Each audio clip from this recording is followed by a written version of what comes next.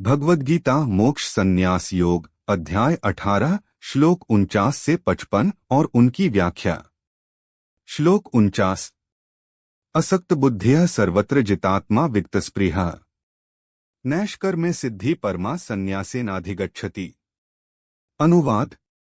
जिसकी बुद्धि सब ओर से आसक्तियों से रहित है, जिसने अपने मन को जीत लिया है और जिसकी सभी इच्छाएं समाप्त हो गई हैं, वह संन्यास द्वारा नैष्कर्म्य सिद्धि अर्थात कर्मों के बंधन से मुक्त होकर परम सिद्धि प्राप्त करता है।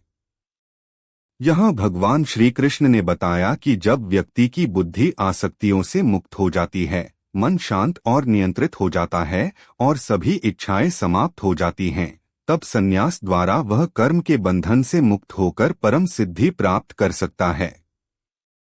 नैष्कर्म्य सिद्धि का अर्थ है कर्मों से मुक्त होकर मोक्ष प्राप्त करना। श्लोक 50। सिद्धि प्राप्तो यथा ब्रह्मा तथाप्नोति निबोध में समासेनैव कौन्तेय निष्ठा ज्ञानस्य या परा। अनुवाद। हे कौन्तेय, यह समझो कि ज्ञान की जो परम निष्ठा है, उसके द्वारा सिद्धि को प्राप्त कर किस प्रकार ब्रह्मा प्राप्त किया जाता है, वह मैं संक्षेप में बतलाता हूँ। श्री कृष्ण यहाँ अर्जुन को बताते हैं कि वह संक्षेप में यह समझाएंगे कि ज्ञान की परम निष्ठा से सिद्धि प्राप्त कर किस प्रकार ब्रह्मा को प्राप्त किया जा सकता है। यहाँ ज्ञान की परम निष्ठा का अर्थ है आध्यात्मिक ज्ञान और ध्यान की गहनतम स्थिति। श्लोक 51। बुद्ध्या विशुद्धया युक्तो धृत्यात्मान नियमय च शब्दादीन विषयांस्त्यक्त्वा रागद्वेषौ व्युदस्य च। अनुवाद। शुद्ध बुद्धि से युक्त आत्मनियंत्रण के साथ शब्द आदि विषयों को त्याग कर राग और द्वेष का परित्याग करके।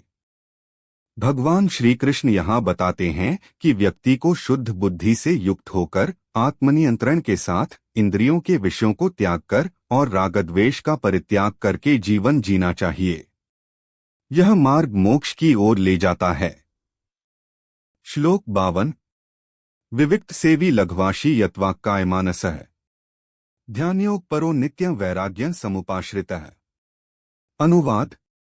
विविक्त एकांत में रहने वाला, अल्प आहार करने वाला, वाणी, शरीर और मन को संयमित रखने वाला, ध्यान योग में निरंतर तत्पर रहने वाला और वैराग्य को अपनाने वाला। श्री कृष्ण बताते हैं कि मोक्ष के साधक को एकांत में रहना चाहिए, अल्प आहार करना चाहिए, वाणी, शरीर और मन को संयमित रखना चाहिए, ध्यान योग में निरंतर तत्पर रहना चाहिए और वैराग्य को अपनाना चाहिए। यह सभी गुण साधक को मोक्ष की ओर अग्रसर करते हैं। श्लोक 53। अहंकारं बलं दर्पं कामं क्रोधं परिग्रहें विमुच्य निर्ममः शांतो ब्रह्म भूयाय कल्पते। अनुवाद।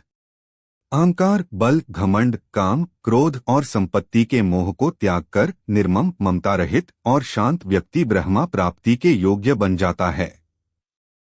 श्री कृष्ण कहते हैं कि अहंकार, बल का अभिमान, घमंड, कामना, क्रोध और संपत्ति के मोह को त्याग कर ममता रहित और शांत व्यक्ति ही ब्रह्मा प्राप्ति के योग्य बनता है। यह गुण साधक को आत्मज्ञान और मोक्ष की ओर ले जाते हैं। श्लोक 54। ब्रह्मभूतः प्रसन्नात्मा न शुचति न कांक्षति समः सर्वेषु भूतेषु मद्भक्ति लभते परां। अनुवाद। ब्रह्मभाव को प्राप्त प्रसन्न आत्मा न शोक करता है और न किसी वस्तु की आकांक्षा करता है। ऐसा व्यक्ति सभी प्राणियों के प्रति समदृष्टि रखता है और मेरी परम भक्ति को प्राप्त करता है। श्री कृष्ण बताते हैं कि ब्रह्म भाव को प्राप्त प्रसन्न आत्मा शोक और इच्छा से मुक्त हो जाती है। ऐसा व्यक्ति सभी प्राणियों के प्रति समभाव रखता है और उसकी परम भक्ति को प्राप्त करता है। यह मोक्ष की ओर अग्रसर होने का मार्ग है। श्लोक 55। भक्त्या मामभिजानाति यावान्यश्चास्मि तत्त्वतः ततो मा तत्त्वतो ज्ञात्वा विशते तदनन्तरम्। अनुवाद।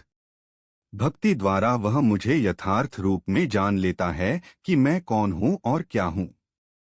तत्पश्चात वह मुझे तत्वत जानकर मेरे स्वरूप में प्रवेश करता है। श्री कृष्ण कहते हैं कि भक्ति के माध्यम से व्यक्ति उनके वास्तविक स्वरूप को जान लेता है। जब वह भगवान को तत्वत जान लेता है तब वह उनके स्वरूप में प्रवेश करता है, अर्थात वह मोक्ष प्राप्त कर लेता है। भक्ति यहाँ ज्ञान और मोक्ष प्राप्ति का मार्ग है। सारांश। अध्याय 18 के श्लोक 49 से 55 में श्री कृष्ण ने मोक्ष और संन्यास के ज्ञान का वर्णन किया है। उन्होंने कहा कि संन्यास और शुद्ध बुद्धि, आत्मनियंत्रण, रागद्वेष का परित्याग, एकांतवास, अल्प आहार, ध्यान योग और वैराग्य अपनाने से व्यक्ति मोक्ष की ओर अग्रसर हो सकता है। अहंकार, घमंड, काम, क्रोध और ममता का त्याग करने पर व्यक्ति ब्रह्मा प्राप्ति के योग्य बनता है।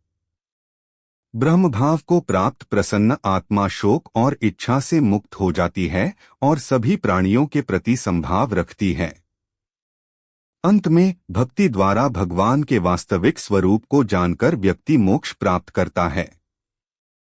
भगवत गीता के संपूर्ण अध्यायों की व्याख्या सुनने के लिए चैनल की प्लेलिस्ट देखें और चैनल को सब्सक्राइब करें एवं भगवत गीता के ज्ञान इस ऑडियो बुक को शेयर करके जन जन में विस्तार करने में आप अपना योगदान दे सकते हैं। जय श्री कृष्णा।